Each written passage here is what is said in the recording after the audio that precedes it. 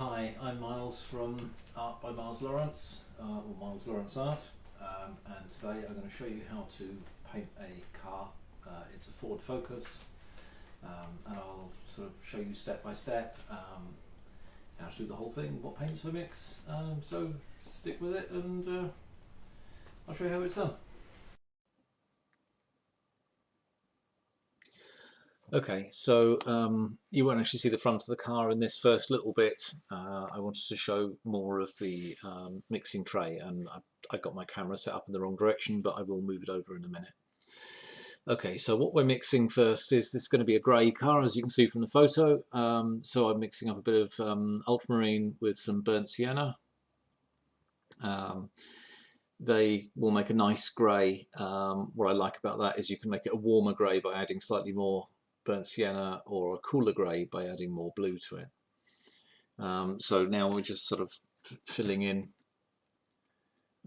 You'll see in a minute that I'll add more water in. So this is a sort of mid-tone for the car. You could probably do a little bit better than I did on the headlight there. I've actually come over the top of the headlight, but I can fix that. So this is a very good quality paper. It's Langton 300 GSM hot pressed smooth. And basically what that means is I tend to use a smooth paper if I'm doing cars or motorbikes, because they're sort of they have a lot of detail and they're very sort of straight lines. If I was going to do a landscape or something, then it would be the Langton textured paper, rough. Again, 300 GSM. What the 300 GSM means is that you can actually flood the paper with water, and it won't cockle and it won't cauliflower. It behaves quite nicely. Obviously, the cauliflowering, it makes a difference what paint you use as well. I use Sennelier paints. They seem to have like a very, very rich amount of pigment to them, and they sort of work really well. So that's all I work with. Don't go buying cheap paints and using them. Use a brand paint. Dale Around is pretty good, you know, Winsor & Newton. Just not one of the sort of really cheap makes, because you will get frustrated with it. They granulate when you try and add too much of them to the paper and stuff, you know, or if you add water to them, they tend to granulate and just look terrible. So all I'm doing here is, when I'm doing a light car, I will tend to put a little bit of stuff in the background, and that means that the areas that are the lightest on the car won't be disappear against the white. Don't have to do that, but it's just what I do. Okay, we've got several ways of laying down your shape for the car. I used to sit and paint them by hand or draw them by hand, and it's sort of 2 or 3 hours that I really don't want to do. I just want to get on with actually painting, because painting is what I do rather than drawing. You could use a projector for this. You could grid up. You could print, if you've got a good printer. This is A4 that I've got here. You can just print in A4 with a printer very, very lightly of the outlines, so you can do the outlines in Photoshop and then just print it very, very lightly. What I tend to do is I call it the flip method, and it's the way the Disney animators used to do their drawing. So I have an A4 piece of paper over the top of this with the car printed on it, and it's taped to it, and then I just flip it backwards and forwards and copy the lines. I'll show you how I do it towards the end. Wheels are probably the hardest part to get right on a car. Obviously, as being ellipses and circles, they are very difficult to get them exactly right, so I often find it's easier just to put the paper back across and just do the flip method, just to pull the lines back in and make sure they're even. Right, so I'm going to just fast forward this little bit now until we actually get to the painting bit of it.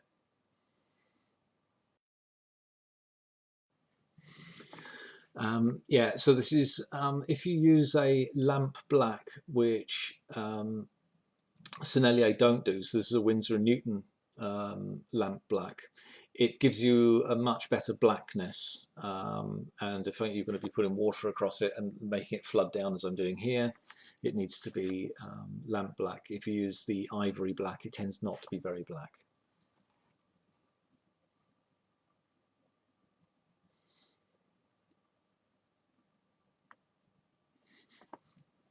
Okay, so I've added water sorry, I've added water, I've flooded it down the paper and just let it run. I quite like the effect of where it comes out through the radiator grill and runs down as well. So now this is more ultramarine, French ultramarine and burnt sienna to make a darker one. So I'm gonna run the darker greys across the side of the car. And that's going to be basically the line that runs. It runs just above that indicator light and to the handle. This car won't really have a lot of reflections on it. Light cars don't tend to get much reflections. The darker the car, the better the reflections on it, and then you sort of get to put in, you know, things that are reflected in it as well, and that can make them look really pretty cool. That's me just going around the indicator there. The brush I'm using is a size 6 and it's a quite expensive sable brush. I have tried synthetic brushes in the past, but I haven't found them to last very long. The amount of painting that I do, they tend to wear out pretty quickly, whereas a sable does last for a long time, even though it is actually made from animals. So as far as performance, short-term performance goes, the synthetic brushes normally do last very well. So they do perform very well. They don't last very well, but they perform quite well.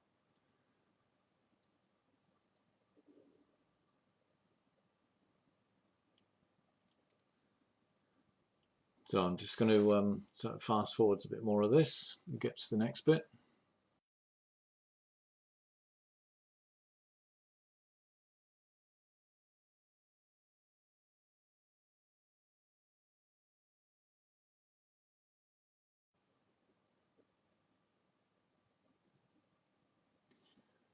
Right, so yeah, I'm just putting in the darker bits down below. I don't actually use tissue paper on this one, but normally I use tissue paper to lift off, and this is where the good paper makes a difference. So there are slight tinges of blue up above, so I'm sticking those in, and that's basically just by using a little bit of neat ultramarine, but really, really carefully. So, and you can see that just below the headlight there, that I put a little bit of grey in, but I actually softened that by cleaning the brush and then just dragging the soft across. It's still a little bit wet at the moment. When that dries, you'll see it should have quite a nice graduation.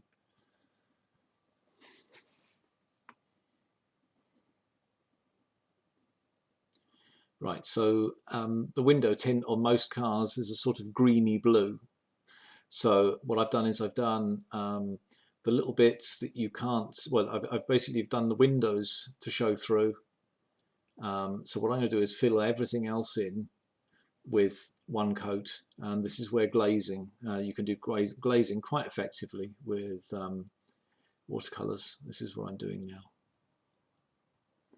So I'm just painting all the bits that you can't see through the car.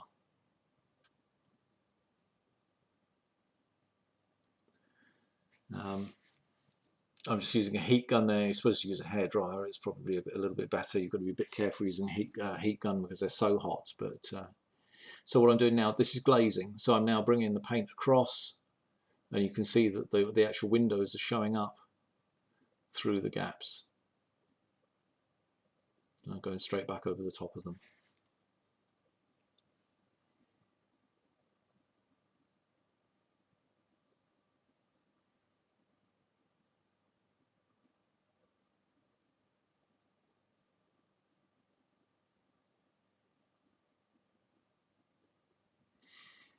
So you can see that the bottom of the windows there is quite rough. I haven't done the best job on that. But what you can do is when that's dried, just come back with a brush and a little bit of tissue and a bit of water, and you can actually clean up the paper quite easily, take off any bits that are not as straight as they should be. And again, this is because I've got really good paper.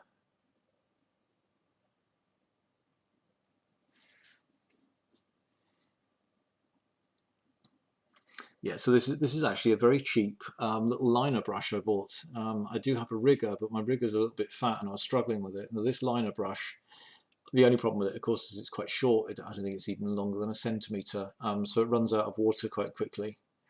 Now, as you can see me there, I'm sort of having to go back and forth and reload the brush quite a lot, whereas an actual rigger is sort of, I don't know, probably 20 centimetres long and will actually hold quite a lot of paint in it.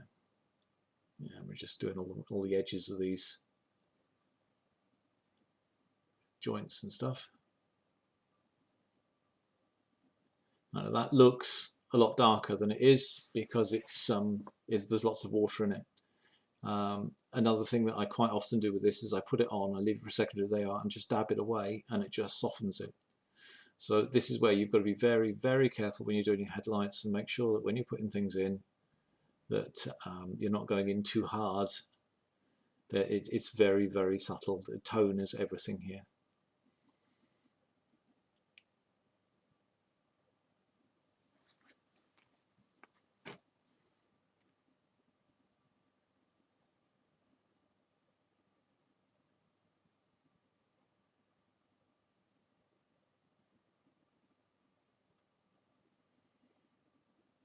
And obviously the secret to all this is just looking, lots of looking at it, so to see what the differences between things are, where things are.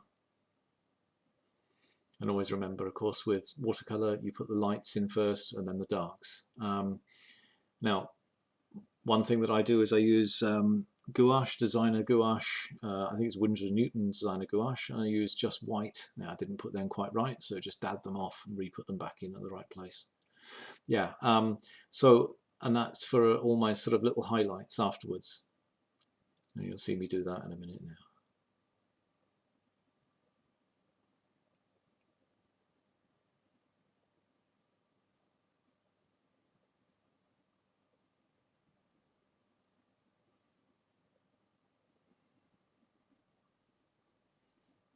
Yeah, you can see that came in a little bit too strong, so I just dabbed it back out.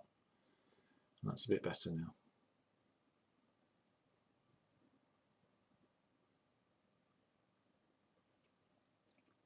So a lot of this is where you put something in and then you wash your brush and then just using water and you just soften it and drag and make a graduated sort of change between the two.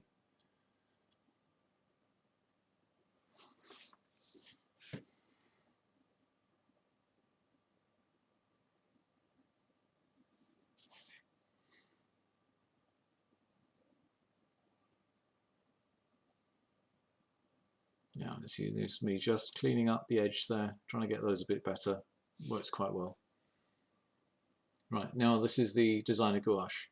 If you don't add enough, it doesn't sort of tend to come off the brush very easily. So you've got to sort of add a little bit of water to it. But if you add too much water, then when it dries, it just goes grey and it isn't very white at all. So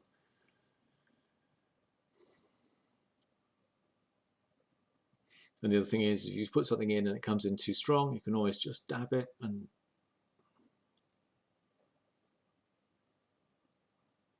just sort of soften it up slightly. Now just put a highlight on top of the mirror.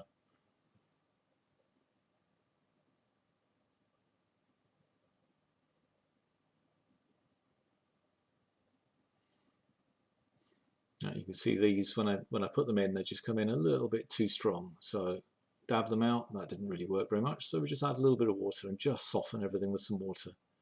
There you go. That's pretty good there. And of course, the other thing you can use gouache for if you're sort of a bit desperate and you've made a mistake that you can't get off is you can actually use that as a sort of white paint to go over things, but it does take several coats for it to go completely white. There you go. Right, and now we can look at doing the wheels. So I'll do the wheels just freehand first. I've got a little bit of a guide with the pencil lines, but not a lot. So I'll use the flip method in a minute.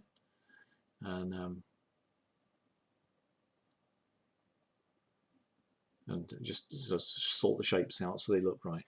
It's quite critical that the wheels are round and they look the way they're meant to. So that's me just sort of putting them in just roughly for now, and you can always sort them out afterwards.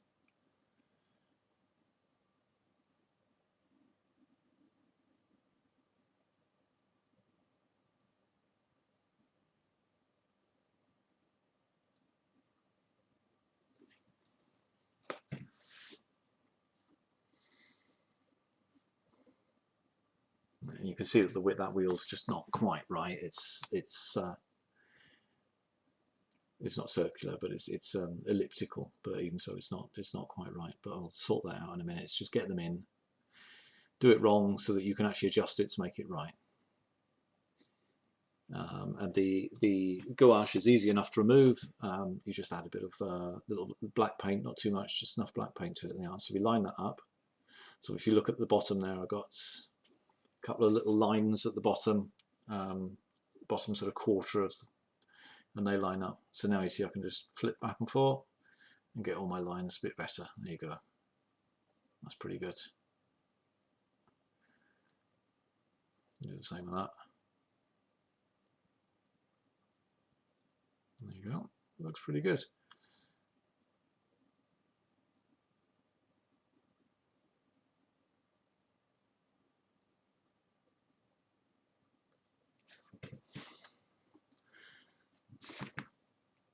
And probably touch them up a little bit more again.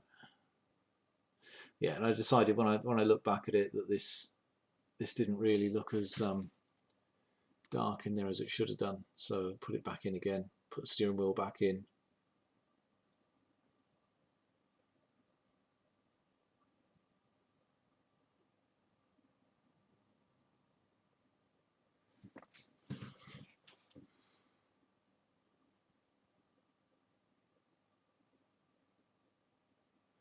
And I put them down, and I'll probably have to put them back in again now and just sort it out again.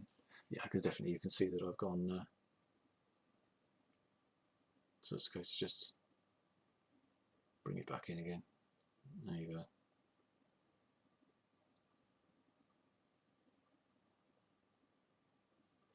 I say the gouache does fade when it dries, so you often have to go back over it.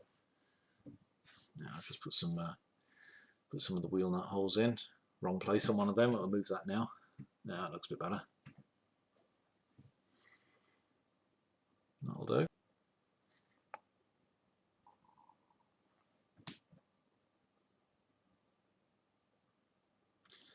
So this is the finished painting.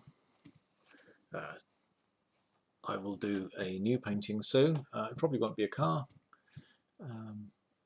I'll decide on what to do and then I'll post something. But thank you for watching and seeing how I do this.